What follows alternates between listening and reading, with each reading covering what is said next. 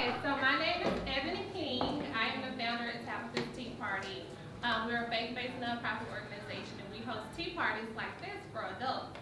But I wanted to do something fun and open it up for teenagers so that you guys can have a seat at the table and have an opportunity to kind of talk about the things that teens deal with and meet other teens, right? It's kind of cool, right? Because y'all don't even know each other. So today y'all get to get out of your comfort zone. We're going to have some engaging activities.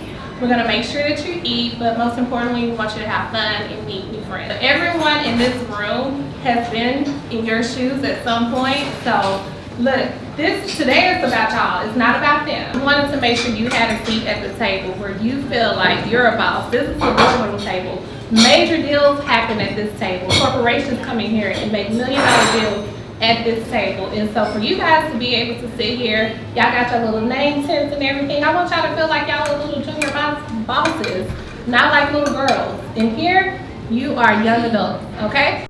So this summer, our workshops are gonna be on being focused, faithful, and fearless.